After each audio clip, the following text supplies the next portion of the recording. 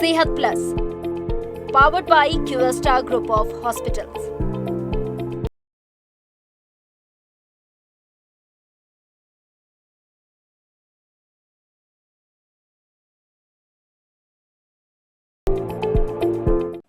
कहते हैं कि लोगों के दिल का रास्ता उसके पेट से होकर गुजरता है। वैसे वाकई हमारा जो पेट है उससे जुड़ा हुआ हमारे सारे बॉडी पार्ट्स हैं, और हम क्या खाते हैं उस पर निर्भर करता है कि हमारे दूसरे बॉडी पार्ट्स कितने हेल्दी रहेंगे या नहीं। नमस्कार, मैं हूं प्रभा शर्मा और आप देख रहे हैं सेहत प्लस का एक और नया एपिसोड, जहां पर हमारे साथ शामिल होंगे विशेषज्ञ और बात करेंगे आपके हेल्थ के बारे में। और आज बात होगी आपके डाइजेस्टिव सिस्टम, आपके पेट के बारे में, और इसके बारे में बातचीत करने के लिए डॉक्टर अनिकेत हमारे साथ हैं, जो कि एक गैस्ट्रोएंटरोलॉजिस्ट हैं और एंडोस्कोपिस्ट हैं। सर, सबसे पहले तो हम लोग क्योंकि कह रहे थे कि दिल से होकर गुजरता है रास्ता पेट का, और क्योंकि हम इंडिया की जब बात करते हैं तो लोग खाने पीने के बहुत शौकीन होते हैं, और कहीं ना कहीं हेल्थ भी उससे बहुत कुछ मैटर करता है। तो हमारी जो स्टमक है, ये जो डाइजेस्टिव सिस्टम है, हमारी ह्यूमन बॉडी के लिए कितना इम्पोर्टेंट है?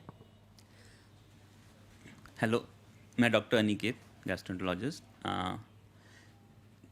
ये किसी भी ये बीमारी का जो ओरिजिन होता है उसमें पेट का बहुत इम्पोर्टेंट रोल है। क्योंकि हम लोग कुछ भी खाते हैं तो मुंह से होकर सबसे पहले पेट में जाता है। कोई भी बैक्टीरिया या वायरस अगर बॉडी में जाता है तो उसके पास दो ही रास्ता है, वो या तो वो मुंह से पेट में जाए या फिर सांस के थ्रू फेफड़े में जाए, और वहीं से बैक्टीरिया वायरस बॉडी में वो अंदर घुसता है। तो अगर हमारा डाइजेस्टिव सिस्टम सही वो नहीं हो तो हम लोग का बॉडी वो बैक्टीरिया वायरस को मार नहीं पाएगा, जिससे हम लोग का बॉडी में इन्फेक्शंस होगा, बहुत सारे बीमारियां होंगी। तो इसलिए हम लोग का पेट का बहुत इम्पॉर्टेंट रोल है बीमारी को ठीक करने में या बीमारी ना होने देने में। अच्छा, यहाँ पर जो आप बात कर रहे हैं डाइजेस्टिव सिस्टम में इन्फेक्शन आने की, वो चाहे हम जो सांस लेते हैं ब्रीदिंग के थ्रू आए या फिर जो हम खा रहे हैं, तो सबसे पहले मैं एज कैटेगरी के हिसाब से जानना चाहूँगी कि बच्चों में या फिर एडल्ट में, उसके बाद जो ओल्ड एज होता है, उनमें क्या अलग अलग तरीके से ये हावी हो सकता है, प्रॉब्लम हो सकती है? एक्चुअली अंतर क्या है कि बच्चों में जो इम्यून सिस्टम है वो काफ़ी स्ट्रांग होता है, तो हम लोग का बॉडी में ऑटोमेटिकली ही इम्यून सिस्टम के थ्रू बैक्टीरिया या वायरस मारा जाता है। लेकिन जैसे जैसे ये ओल्ड एज होते गया और ये बीमारी है जैसे डायबिटीज़ हो गया, हाइपरटेंशन हो गया, ओबेसिटी हो गया, तो ये सारे एज ग्रुप में बॉडी का इम्यून सिस्टम काफ़ी उतना स्ट्रांग नहीं हो पाता है, जिसके कारण वो लोग बैक्टीरिया या वायरस या किसी भी इन्फेक्शंस को मारने में उतना सक्षम वो नहीं हो पाते हैं। इसलिए ये ओल्ड एज में हम लोग को ये मेडिसिन चाहे एक्सरसाइज ये सब का ज़रूरत वो ज़्यादा होता है। बच्चों में चूँकि इम्यून सिस्टम स्ट्रांग होता है तो उसमें उतना ये दवाइयों का ज़रूरत नहीं होता है। बिल्कुल। अच्छा, हम बच्चों की बात करें सर अगर, तो क्या कहते हैं उसको, जब चीज़ें रिएक्ट करने लगती है, क्योंकि बच्चों में होता है ना एक्साइटमेंट, कोई नई चीज़ें ट्राई करने का, आइसक्रीम है या कोई भी डिश है, तो बहुत बार होता है कि वो साइड इफेक्ट दिखाने लगता है। एक्चुअली वो स्टार्टिंग में ये बच्चों में साइड इफ़ेक्ट होता है, क्योंकि जो बच्चे होते हैं वो नई नई चीज़ें खाते हैं, तो हम लोग का बॉडी में वो नए नए एंटीजेंस जाते हैं। तो बहुत सारे एंटीजन जो बॉडी को यूज़फुल होता है, बहुत सारे एंटीजेंस हार्मफुल होते हैं। जैसे कि जो खाना है, जो फ्रूट्स है, उसमें जो यूज़फुल चीज़ है उसको body as a useful recognize करता है और उसके अगेंस्ट में इम्यून सिस्टम एक्टिवेट नहीं होता है। लेकिन जो हार्मफुल चीज़ है जैसे खाने के साथ या पानी के साथ अगर कुछ बैक्टीरिया वायरसेस होते हैं, उसको बॉडी एज ए हार्मफुल चीज़ वो रिकॉग्नाइज करता है और उसको मारने में उसका हेल्प करता है। तो बच्चे में धीरे धीरे एंटीबॉडी बनने लगते हैं, इसको हम लोग ओके। एंटीजन एंटीबॉडी रिएक्शंस बोलते हैं। एंटीबॉडी जो जो भी हार्मफुल एंटीजेंस हैं उसके अगेंस्ट में बॉडी एंटीबॉडी बनाता है। बॉडी एंटीबॉडी बनाता है तो उससे फिर वो बीमारियां ठीक होती है। तो बच्चों में वो सिस्टम ऑटोमेटिकली वो जनरेट होता है, और वो जिसमें ये सिस्टम वो जनरेट नहीं हो पाता है उसमें फिर डिजीजेस होती हैं। ओके। अच्छा सर, हम अगर एडल्टहुड की बात करें तो अभी जो जनरेशन चल रही है, तो एक बॉडी बनाने की एक चीज़ रहती है, लोग बहुत उस चीज़ के लिए जो जिम जाते हैं या कह सकते हैं कि जूसेस वगैरह पीते हैं, या कुछ प्रेफर भी किया जाता है जिम के द्वारा कि आपको ये टैबलेट्स खाने हैं, या बहुत सारी चीज़ें। एडल्ट्स में आपका एक तो जो हेक्टिक शेड्यूल शायद रहता है, टाइम ज़रूरी नहीं है कि वो एक्सरसाइज में टाइम दे पाएँ, तो उनका उस समय डाइजेस्टिव सिस्टम कैसे काम कर रहा होता है? मैं वो सारे लोगों को एक सजेशन देना चाहूँगा जो लोग जिम जाते हैं। जिम जाना अच्छा है, जिम में एक्सरसाइज करना अच्छा बात है। हम लोग को ज़्यादातर कार्डियो वाले एक्सरसाइज में फोकस करना चाहिए, जैसे कि आपका रनिंग हो गया, ब्रिस्क वॉकिंग, स्विमिंग, साइकिलिंग, या फिर प्लेइंग क्रिकेट, फुटबॉल। ये सारे में हम लोग का पूरा बॉडी के मसल्स एक्सरसाइज होता है। साथ साथ जो एब्डोमेन का मसल्स है, पेट का मसल्स वगैरह, उसका भी एक्सरसाइज होता है। उससे हम लोग का जो पाचन तंत्र होता है वो स्ट्रांग होता है। एक्चुअली हम लोग का आंत में एक सिस्टम होता है, उसको पेरिस्टालसिस बोलते हैं। पेरिस्टालसिस के थ्रू ही हम लोग का आंत 9 मीटर लंबा होता है। वो 9 मीटर वो लंबा में एक तरफ से खाना जो खाते हैं उसको 9 मीटर का रास्ता पार करते हैं, तो फिर वो लास्ट में वो खाना बाहर निकलता है। तो जो खाना आगे जाता है उसके लिए आंत को सिकुड़ना फैलना होता है। आंत धीरे धीरे सिकुड़ता फैलता है सिस्टमेटिकली, तब जाके खाना आगे जाता है। बट वो तभी इंटीग्रेटेड रहता है, वो तभी अच्छे से काम करता है जब हम लोग एक्सरसाइज करें, दौड़ें, वो प्रॉपर डाइट लें। अगर हम लोग प्रॉपर एक्सरसाइज नहीं करते हैं तो पेरिस्टालसिस कम हो जाता है। पेरिस्टालसिस कम हो जाएगा तो खाना आगे उतना स्पीड में जा नहीं पाएगा, बहुत स्लो जाएगा या नहीं जाएगा, जिससे क्या होगा कि खाना प्रॉक्सिमल पार्ट में एक्यूमुलेट होते जाएगा, तो उसमें फिर गैस बनेगा। सबको लगेगा पेट भरा भरा लग रहा है, पेट भारी लग रहा है, पेट में गैस बन रहा है, स्टूल नहीं होगा क्योंकि खाना आगे उतना जा नहीं रहा है। तो इससे बहुत सारी बीमारियां होती हैं। तो अगर हम प्रॉपर एक्सरसाइज करें तो बहुत सारी वो बीमारी खुद से ठीक हो जाती हैं। अब है कि व्हाट अबाउट कि जो जिम वाले जो दवाइयाँ देते जो हैं, सप्लीमेंट्स बोलते हैं, प्रोटीन या विटामिन के नाम पे मिलता तो है। प्रोटीन सप्लीमेंट्स के लिए आप लोगों को एक स्पेशलिस्ट से मिलना चाहिए कि हमको वो सप्लीमेंट ज़रूरत है कि नहीं है।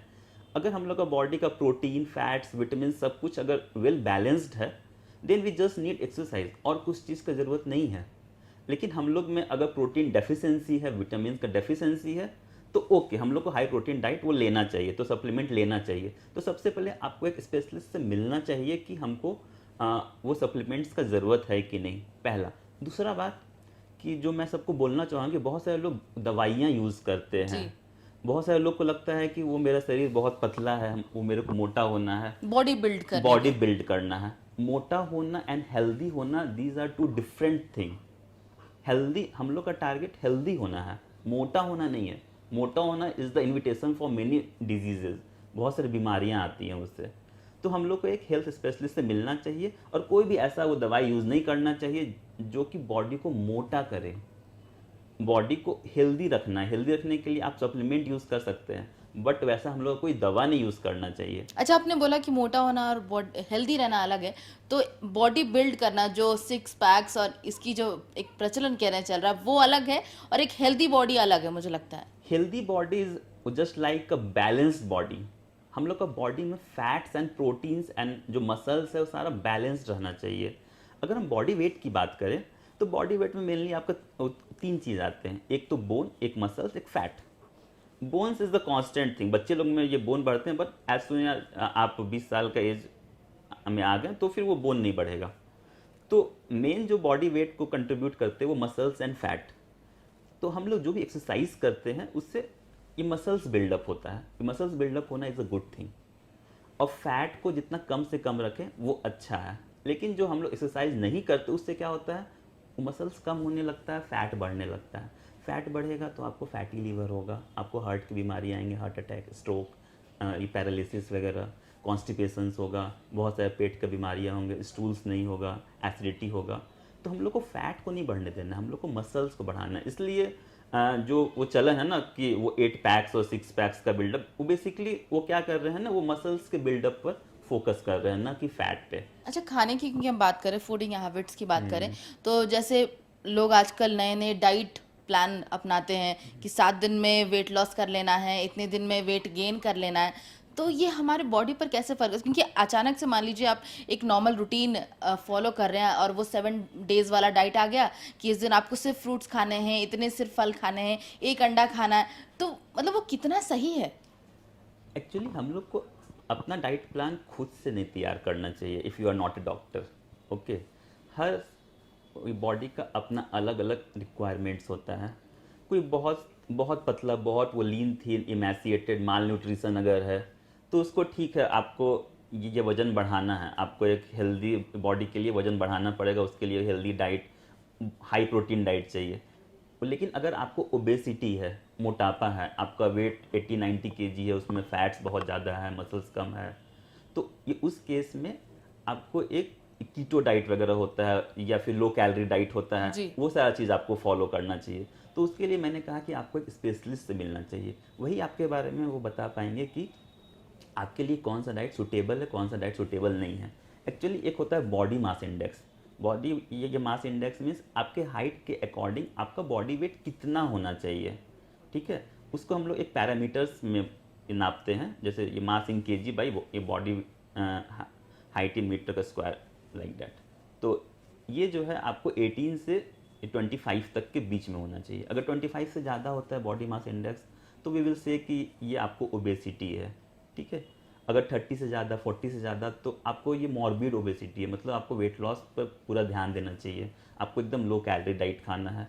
अगर आपका ये BMI 18 से कम है, मतलब आपको वेट गेन करने का ज़रूरत है, उसमें आपको high protein high calorie diet खाना है। तो सबका रिक्वायरमेंट अलग अलग होता है, तो हम लोग को खुद से ये चीज़ का डिसाइड नहीं करना चाहिए, we should go for a specialist. Okay doctor, जानना चाहूँगी जब हम फूड कंज्यूमिंग की बात कर रहे हैं तो दिन में कितनी बार हमें वो फूड जो हम कहते हैं ना कि ब्रेकफास्ट लंच डिनर, वो उसका शेड्यूलिंग कैसे होना चाहिए? जैसे क्योंकि अलग अलग लोग अलग अलग बातें कहते हैं, बहुत लोग कहते हैं कि ब्रेकफास्ट हल्का करना चाहिए, फिर लंच हैवी करना चाहिए, फिर डिनर हल्का करना चाहिए, कुछ लोग कहते हैं कि नहीं वो इंक्रीजिंग ऑर्डर में जाएगा, तो सही क्या है? हाँ, आप ईटिंग हैबिट्स का बात की तो मैं बहुत इंपॉर्टेंट चीज़ बताना चाहूँगा, जो कि हम लोग के इंडिया में, खास कर इंडियन जो लेडीज़ है, उनमें क्या होता है ना, वो लोग 10 11 12 बजे नाश्ता करती हैं। ये बहुत गलत हैबिट है, इससे एसिडिटी होगा, पेट फूलेगा, पेट भारी भारी लगेगा। आप लोग को 7 से 8 या हार्डली 9 बजे तक उतना देर नहीं करना चाहिए, नाश्ता कर लेना चाहिए। और मॉर्निंग में जनरली जो फाइबर्स होता है, हाई फाइबर, जैसे कि सलाद हो गया या फिर फ्रूट्स हो गया, स्प्राउट्स हो गया, अंकुरित चना, वो सब चीज़ का सेवन ज़्यादा करना चाहिए। और बहुत ज़्यादा मॉर्निंग में फास्ट नहीं करना चाहिए, मतलब फास्ट करके हम 12 बजे नाश्ता, मैंने यहाँ तक देखा है कि 1-2 बजे तक लोग नाश्ता करते हैं। खास कर इंडियन वो लेडीज़ में, वो मेरे को पूजा करना होता है या फिर बहुत सारा काम करना होता है घर का, तो एवरीथिंग इज़ ओके, तो बट ओवर अ टाइम ये कैसे इफेक्ट का रिजल्ट देखने को मिलेगा? बेसिकली हम लोग का जो बॉडी होता है उसमें एक क्लॉक होता है, ठीक है, कि हमको ये कब खाना खाना है नहीं खाना है, वो क्लॉक के अकॉर्डिंगली हम लोग का बॉडी काम करता है। तो मॉर्निंग में अगर मैं ज़्यादा देर अगर खाली पेट रहने से क्या होता है कि एसिड पेट में निकलता है, तो एसिडिटी होगा, एसिड को खाना चाहिए। अगर आप मॉर्निंग में खाना नहीं देंगे तो इट विल कॉज एसिडिटी, पेट में आपका जलन होगा, उसी से फिर पेट में घाव हो जाता है। एंड फिर आप अगर बाद में देर से खाना खाती हैं तो उससे क्या होगा कि आपका पेट भारी भारी लगेगा, पेट भरा भरा ऐसा लगता है, पेट फूल रहा है। और अगर ये बहुत दिन तक कर रहे हैं तो इसी से पेट में घाव हो जाता है, इसको गैस्ट्रिक अल्सर बोलते हैं।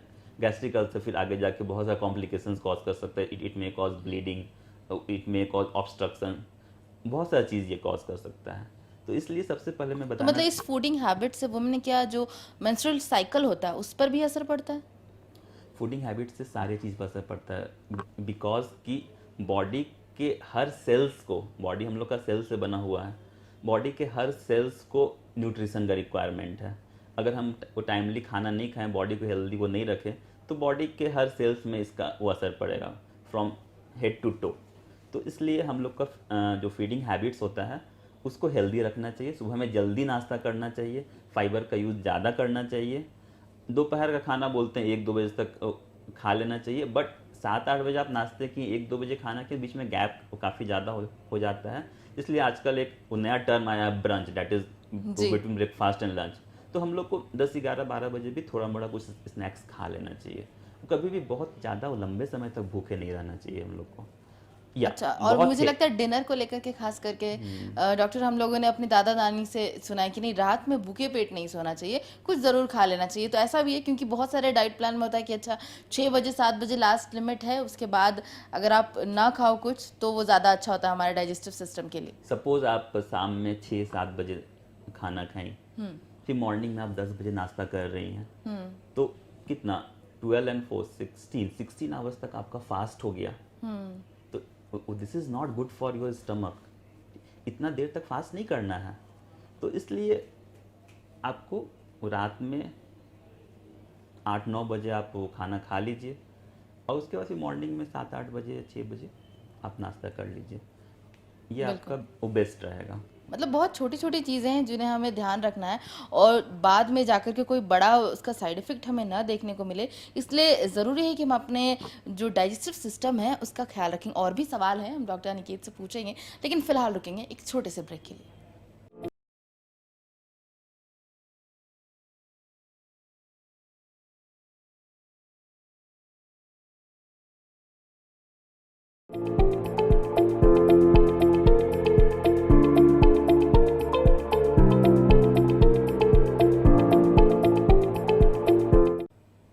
ब्रेक के बाद एक बार फिर से आपका स्वागत है सेहत प्लस में। यहाँ पर हम बात कर रहे हैं गैस्ट्रोएंटरोलॉजिस्ट डॉक्टर अनिकेत से। डॉक्टर अनिकेत, अभी हम अपने स्टमक की बात कर रहे थे, उसके सिस्टम की बात कर रहे थे, फूडिंग हैबिट्स की बात कर रहे थे। तो गैस्ट्रोलॉजी में और किन किन चीज़ों के बारे में ट्रीटमेंट होता है? गैस्ट्रो में पेट के अंदर जितने भी ऑर्गन्स होते हैं, जैसे कि लीवर है, पैंक्रियाज है, स्प्लीन है, इंटेस्टाइन है, वो सारे का जो भी बीमारियां होती है वो सारे का इलाज हम लोग करते हैं। वो सारे का इलाज या तो हम लोग मेडिसिन से करते हैं, और अगर कुछ इंटरवेंशंस का ज़रूरत होता है, वो जैसे कि वो किसी को ये ब्लड वॉमिटिंग होने लगा या फिर स्टूल के रास्ते से ब्लड आने लगा, तो वो लोग को हम लोग इंटरवेंशन जैसे इंडोस्कोपी या कोलोनोस्कोपी के जरिए हम लोग दूरबीन से अंदर डाल के हम लोग देखते हैं कहाँ से ब्लीड हो रहा है या फिर ये कहाँ से ये हो रहा है, उसको हम लोग रोकने का प्रयास करते हैं, या तो इंजेक्शन देते हैं या फिर जो भी हम लोग कर सकें।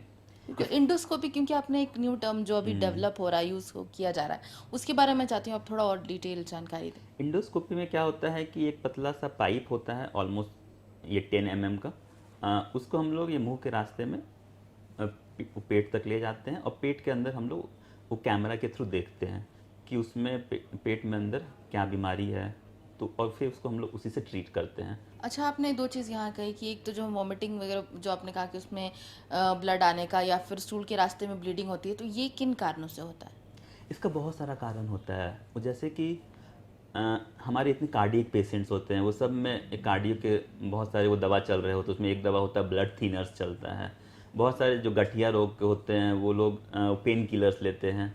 तो ये जितने भी वो मेडिसिन्स हैं, वो मेडिसिन्स के थ्रू पेट में अल्सर वगैरह हो जाता है, वो फिर आगे जाके वो ब्लीडिंग होने लगता है। बहुत सारे लोग को उस एक सिरोसिस ऑफ लीवर होता है, जैसे वो लीवर ख़राब हो जाना, तो लीवर ख़राब होने की वजह से भी पेट के अंदर से ब्लीडिंग होता है। अच्छा, आपने लिवर की बात की, वो भी इसका एक पार्ट है। फैटी लिवर के बारे में हम डिस्कस कर रहे थे इससे पहले, वो क्या चीज़ है? हम लोग आए दिन अल्ट्रासाउंड में देखते हैं fatty liver grade 1, fatty liver grade 2। Actually वो लीवर में क्या है कि चर्बी जम जाता है। खासकर ये ओबेज जो मोटापा होता है मोटे लोगों में होता है, कि जैसे बॉडी में स्किन में जो चर्बी जमता है उसी तरह वो लीवर में भी चर्बी आ जाता है, कोलेस्ट्रॉल वगैरह। तो वही अल्ट्रासाउंड में एज अ फैटी लिवर दिखता है कि लीवर में फैट्स आ गया है। तो वो फैट्स मतलब फूडिंग हैबिट्स के कारण ही वो आ रहा है? वो फैट्स इधर ये फूडिंग हैबिट, या फिर आप अगर एक्सरसाइज नहीं करते हैं, प्रॉपर डाइट मेंटेन नहीं करते हैं, उसके कारण भी आ सकता है। अच्छा, बहुत लोगों में डाइजेशन की प्रॉब्लम मतलब ऐसी देखी है कि अगर वो इससे ज़्यादा उन्होंने खा लिया तो तुरंत वॉमिट हो जाता है, तो ये क्या प्रॉब्लम है? एक बहुत साधारण सा वर्ड है गैस। आपने अक्सर सुना होगा पेट में गैस हो गया, वो गैस की वजह से पेट में दर्द हो रहा है, गैस की वजह से वॉमिटिंग हो रहा है। एक्चुअली ये गैस बहुत ये ब्रॉड टर्म है सब, और हर लोग का गैस का अपना मतलब होता है। जैसे कुछ लोगों में गैस का मतलब है कि हम खाना खाते बहुत डकार आता है, कुछ लोग में गैस का मतलब है कि मैं पेट में बहुत दर्द होता है, कुछ लोग का है कि पेट फूलता है, कुछ लोग का है कि ये बहुत ही बेल्चिंग हो रहा है, कुछ लोग का है कि लैट्रिन के रास्ते से बहुत वो गैस निकल रहा है। तो सबका गैस का अपना अपना मतलब होता है, और सबका अपना अलग अलग इलाज होता है। तो जैसे आपने वो पूछा कि ये कुछ लोगों में वो ऐसा क्यों होता है, कुछ खाते हैं तो वॉमिटिंग हो जाता है। एक्चुअली इसका बहुत सारा कारण होता है। वो जैसे कि अगर किसी को डायबिटीज़ है, हाइपरटेंशन है, हार्ट का बीमारी है, तो उसकी बहुत सारे वो दवाइयाँ चल रही होती है, तो वो या तो वो दवाइयाँ की वजह से हो सकता है साइड इफ़ेक्ट हो रहा होगा, या फिर एज सच वो डायबिटीज़ में शुगर कंट्रोल नहीं है उससे हो रहा है, या फिर आप बहुत सारे आर्थराइटिस का पेन किलर्स खा रहे हैं उसकी वजह से होता है, या फिर जस्ट आप एक्सरसाइज अगर नहीं करते हैं, आप मान लीजिए ऑफिस वर्कर हैं, आप दिन भर ऑफिस में बैठे रहते हैं, एक्सरसाइज नहीं हो पा रहा है, तो बैठे बैठे आपका जो डाइजेस्टिव सिस्टम है वो वीक हो जाता है। वीक होने की वजह से आप कुछ भी खाते हैं तो you will feel like vomiting. बिल्कुल। सर हमने अभी बीते सालों में पैंडेमिक देखा है कोरोना का, और उसके कारण हमारे ह्यूमन बॉडी में बहुत असर पड़ा है, बहुत सारे बॉडी पार्ट्स कह सकते हैं कंपैरेटिवली वीक हो गए हैं। तो ऐसा हमारे डाइजेस्टिव सिस्टम में भी हुआ है? ये कोरोना और Covid is just like any virus infection. हम लोग के बॉडी में बहुत सारा, जैसे कि डायरिया होता है, लूज मोशन हो गया, उसमें जो मोस्ट कॉमन वायरस होता है वो रोटा वायरस होता है। इसके अलावा भी और भी बहुत सारे वायरस हैं, जैसे डेंगू वायरस हो गया, चाहे आपका कोई वायरस HIV हो गया। तो किसी भी वायरस के इन्फेक्शन में डाइजेस्टिव सिस्टम इन्वॉल्व होता है। इसमें आपको वो लूज मोशन भी हो सकता है, या कभी कभी और सिम्टम्स भी आता है, और जैसे कि पेट में दर्द हो रहा है, पेट से ब्लीडिंग हो रहा है। तो उसी तरह एक कोरोना में भी ये सारा चीज़ का सिम्टम्स हो सकता है। तो इसमें बस हम लोग को ये कोरोना का ट्रीटमेंट कराना है, अपना डाइट और क्योंकि उस समय लाइफ। मुझे लगता है कि लोग घर पर थे तो बहुत सारी चीज़ें ट्रेंड कर रही थी कि हमें काढ़ा पीना चाहिए, खाने को ऐसे खाना चाहिए, बहुत सारी चीज़ें चल रही थी, तो वो सही डायरेक्शन में था। ये मेरा कहना है कि आप बस एक हेल्दी वो लाइफ स्टाइल फॉलो कीजिए। Healthy life style means you have to go to early to bed, early to right, you have to do exercise. आपको ये प्रॉपर वो डाइट में हाई फाइबर, जैसे कि फ्रूट्स हो गया, वेजिटेबल्स हो गया, स्प्राउट्स हो गया। आप रोटी ज़्यादा खाइए, चावल कम खाइए, आलू कम खाइए, आप जो अदर वो ग्रीन वेजिटेबल्स है वो ज़्यादा खाइए। आप अगर हेल्दी वो डाइट एंड वो लाइफ स्टाइल मेनटेन करती हैं तो आपको वो जितना भी जो काढ़ा और वो 10 तरह का सप्लीमेंट्स है उसका कोई ज़रूरत नहीं होगा। हाँ, अगर आप वो बीमार हैं, आप ये सब वो नहीं खा सकती हैं, तो हम लोग हेल्थ सप्लीमेंट वो ले सकते हैं। अगर आप एक हेल्दी वो डाइट और वो लाइफ स्टाइल मेनटेन रखें तो आपको जल्दी इन्फेक्शंस नहीं होगा, चाहे कोरोना हो या कोई भी वायरस हो। आप देखिए कि ये कोरोना के थ्रू ये उन्हीं लोग की जान जाती है जो इम्यून सिस्टम से बहुत वीक हैं, जैसे कि आपको डायबिटिक हो गए, जैसे कि आपको ओल्ड एज के लोग हो गए, किसी को टीबी है पहले से, या किसी को HIV है, या किसी को और कोई दूसरा बीमारी है, उसको अगर साथ में कोरोना हुआ तो उन्हीं की डेथ ज़्यादा हो रही थी। नॉर्मल इंसान जो थे वो लोग ठीक हो जा रहे थे। तो अगर आप हेल्दी वो डाइट और वो लाइफ स्टाइल मेंटेन रखिएगा तो कोई भी वो बीमारी से आपको बहुत ज़्यादा नुकसान नहीं होगा। बिल्कुल। अच्छा, इम्यून सिस्टम की बात करें डॉक्टर आप, तो जो हम फूड हैबिट्स में फिर से आना चाहूँगी, बहुत सारे ऐसे खाने होते हैं जो रोड साइड भी हमें मिलते हैं, जो आपको लगता है कि उसे रेस्ट्रिक्ट कर देना चाहिए? एक्चुअली जस्ट लाइक पानी पूरी, गोलगप्पा, वी डोंट नो कि वो लोग कैसा पानी का यूज़ कर रहे हैं, वो लोग फिल्टर्ड वो ये वाटर का यूज़ कर रहे हैं, क्या पानी का यूज़ कर रहे हैं, और वो पानी से बहुत सारा बीमारी हो सकता है। वो अगर आप वो कंफर्म है कि वो नहीं भाई वो अच्छे पानी का यूज़ कर रहे हैं, उसमें कोई भी ये नहीं है, ये वेस्ट मटेरियल नहीं है, तो आप उसको वो यूज़ कीजिए, उसमें कोई दिक्कत नहीं है। लेकिन हम लोग को जांच पड़ताल कर लेना चाहिए। नॉर्मल जो हम लोग का हैबिट्स है कि वो कहीं भी वो गए हैं खा लिए, तो जिसका इम्यून सिस्टम अच्छा है वो तो टॉलरेट कर लेते हैं, लेकिन जिसका इम्यून सिस्टम जो कमज़ोर है वो लोग को बीमारियां हो जाती है, लूज मोशन हो जाता है। बहुत बार वो रोड साइड हम लोगों ने देखा है कि शुगर केन का जूस मिलता है, जी। कितारी का रस जो बोलते हैं। तो शुगर केन का जूस भी जो रोड साइड है वो लोग वो कैसा है, उसमें कैसा पानी डाल रहे हैं, उसमें इन्फेक्शंस है, बैक्टीरिया है। तो हम लोग को ऐसे रोड साइड में कोई भी चीज़ें नहीं खाना चाहिए। अच्छा, सिर्फ रोड साइड ही नहीं, अगर ज्योग्राफिकल बात करें तो हर कंट्री का अपना अपना एक फूड हैबिट होता है। बहुत जगह सी फूड ज़्यादा खाते हैं, रॉ चीज़ें खाते हैं। अगर इंडियन फूड हैबिट की बात करें तो यहाँ पर कैसा है, क्या मतलब, क्योंकि लोग अब एक्सपेरिमेंट या ट्राई करने के चक्कर में बहुत सारी चीज़ें खाते हैं। हम लोग बहुत ज़्यादा एक्सपेरिमेंट वो नहीं करें तो अच्छा है। हम लोग एक हेल्दी जो फ्रूट्स है, वेजिटेबल्स है, वो कभी नुकसान नहीं करेगा आपको, वो नॉर्मल फ्रूट वेजिटेबल। लेकिन अगर आप रोड साइड का चीज़ खाइएगा तो वो नुकसान करेगा, क्योंकि हम लोग को वो नहीं पता है कि वो लोग वो कैसा चीज़ का यूज़ कर रहे हैं। सी फूड्स जो है, तो सी फूड्स भी ठीक है, अच्छा है, बट हम लोग को उसको प्रॉपरली बनाना चाहिए, उसका कुकिंग प्रॉपर होना चाहिए, उसमें कुछ भी ये वेस्ट मटेरियल वो नहीं होना चाहिए। आपको जानकर हैरानी होगी कि बहुत सारा बीमारी हम लोग को इसलिए होता है क्योंकि हम लोग जो सैलड्स है, फ्रूट्स है, वेजिटेबल्स उसको ठीक से धोते नहीं हैं, वो बिना धोए ही हम लोग खा लेते हैं। उससे बहुत सारा जो पेट में जो कीड़ा का होता है, एक टीनिया होता है, इसके अलावा भी बहुत सारा एस्कैरियोसिस होता है, बहुत सारी बीमारी है जो कि फूड्स को ठीक से धो के नहीं खाने से होता है। तो इसलिए हम लोग का फूड के साथ साथ जो फूड बनाने का हैबिट है, कुकिंग हैबिट है, जो वाटर यूज़ कर रहे हैं, हर चीज़ हम लोग का सही होना चाहिए। तो तभी हम लोग हेल्दी लाइफ जी पाएंगे। अच्छा, डाइजेशन से जुड़ी जितनी प्रॉब्लम है, सबसे ज़्यादा मुझे लगता है कि ओल्ड एज में जो लोग होते हैं उन्हें उसका सामना करना पड़ता है, चाहे वो गैस की प्रॉब्लम हो या फिर कोई भी डाइजेशन, वो क्या खा रहे हैं क्या नहीं खा रहे, हर चीज़ को सोच समझ के, तो वो क्या इतने सालों का रिजल्ट होता है जो एडल्ट या बचपन में उन्होंने खाया हो। ये ओल्ड एज में क्या है कि बॉडी जो है वीक होते जाता है धीरे धीरे, इम्यून सिस्टम भी थोड़ा वीक हो जाता है। इसके अलावा ये ओल्ड एज के लोग बहुत ज़्यादा चल फिर नहीं पाते हैं, एक्सरसाइज वो नहीं कर पाते हैं, वो ठीक से प्रॉपर डाइट नहीं ले पा रहे हैं। बहुत सारे ओल्ड एज में बहुत सारा बीमारी होता है, बहुत सारी बीमारी का वो दवा ले रहे होते हैं, तो या तो बीमारी का साइड इफ़ेक्ट होता है या दवा का साइड इफ़ेक्ट होता है या एक्सरसाइज वो नहीं करने का साइड इफ़ेक्ट हुआ या प्रॉपर फीडिंग हैबिट्स तो नहीं हो रहा उसका साइड इफ़ेक्ट। इसी कारण ओल्ड एज में ये बीमारियाँ ज़्यादा होती हैं। बिल्कुल। अच्छा, आपने एक दो चीज़ें था कि एक तो ब्रीदिंग के थ्रू जो हमारे स्टमक तक पहुंच रहा है, एक जो हम खा रहे हैं, ब्रीदिंग के थ्रू क्या क्या प्रॉब्लम होती है? ब्रीदिंग के थ्रू एक्चुअली वो स्टमक का नहीं, ब्रीदिंग के थ्रू आपको सांस का दिक्कत होता है। जैसे फेफड़ा, जैसे आपको टीबी हो गया तो वो टीबी कैसे फैलता है, वो सांस के थ्रू आपके फेफड़ा में चला गया और फेफड़ा में वो आपका इन्फेक्शन कर देता है।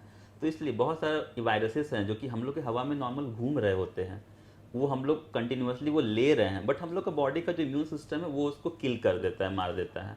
बट जो वीक होते हैं ना उसमें बॉडी का इम्यून सिस्टम वो सब वायरस को मार नहीं पाता, जिससे कारण बहुत सारे छाती में इन्फेक्शन हो जाता है, सांस में दिक्कत होने लगता है और उससे और जो डिजीज आ मतलब जाता है। स्मोकिंग या दूसरी चीज़ें जो होती है उससे भी फर्क पड़ता है इस पर? स्मोकिंग से डेफिनेटली फ़र्क पड़ता है। Smoking and alcohol is definitely injurious to health. Smoking से भी आपका छाती में, फेफड़ा में बहुत सारी बीमारियां होती हैं, वो लंग कैंसर हो सकता है। इनफैक्ट स्मोकिंग अल्कोहल से गैस्ट्रिक कैंसर भी होता है, पेट का कैंसर हो जाता है, लीवर कैंसर अल्कोहल से हो जाता है। तो इसलिए स्मोकिंग अल्कोहल हम लोग को नहीं करना चाहिए। तीसरा चीज़ है कि बहुत सारे लोग को पान चबाने का आदत है। ये मैंने बहुत सारा ओरल कैंसर के पेशेंट्स देखे हैं कि मुंह में कैंसर हो जाता है, उसको सर्जरी कराना पड़ता है, या फिर अगर देर से पता चले तो उसमें फिर हम लोग कुछ कर नहीं पाते हैं। तो इसलिए ये सारा हैबिट्स बंद होना चाहिए, नहीं होना चाहिए। बिल्कुल। बहुत बहुत शुक्रिया डॉक्टर अनिकेत, क्योंकि बहुत सारी चीज़ें हमने बात की है डाइजेस्टिव सिस्टम से जुड़ी हुई। लास्ट में चाहूँगी कि छोटा सा एक मैसेज आप हमारे दर्शकों को क्या देना चाहें कि हमारा जो स्टमक है, जो हमारा पेट है, वो बहुत इंपॉर्टेंट है हमारे लिए, उसकी कैसे देखभाल की जाए एक हेल्दी डाइजेस्टिव पेट सिस्टम? सही रहता है तो बॉडी सही रहेगा, आपका दिमाग सही रहेगा, ठीक है। तो हम लोग को एक हेल्दी डाइट और हेल्दी वो लाइफ स्टाइल का यूज़ करना चाहिए। हम लोग को मॉर्निंग में सुबह जल्दी उठना चाहिए। आप 5 बजे 4 बजे उठ जाइए, मॉर्निंग वॉक कीजिए, एक्सरसाइज कीजिए 1 घंटा। उसके बाद मॉर्निंग में जल्दी नाश्ता कर लीजिए। जनरली आपको हाई फाइबर डाइट लेना चाहिए, लो कोलेस्ट्रॉल, लो फैट डाइट होना चाहिए। फिर आपको आफ्टरनून में आप 2-3 बजे खाना खा लीजिए, बीच में एक बार कुछ खा लीजिए, शाम में कुछ खा लीजिए। और रात में जनरली बहुत हेवी खाना हम लोग को नहीं खाना चाहिए, तो रात में थोड़ा वो लाइट खाना खाना चाहिए। और बहुत ज़्यादा देर तक हम लोग को खाली पेट में वो नहीं रहना चाहिए। और जो सबसे इम्पॉर्टेंट चीज़ जो मैं कहना भूल गया कि daily we should drink at least 3 to 4 litre of water. हम लोग का बॉडी 75% पानी से ही बना हुआ है, तो बॉडी का वाटर लेवल मेंटेन रखना है।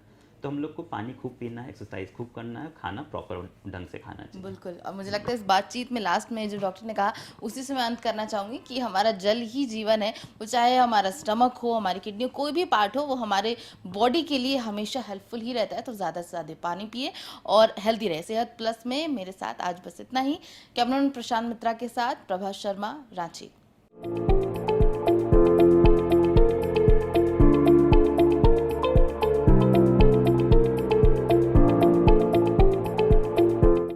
सेहत plus, powered by QStar group of hospitals.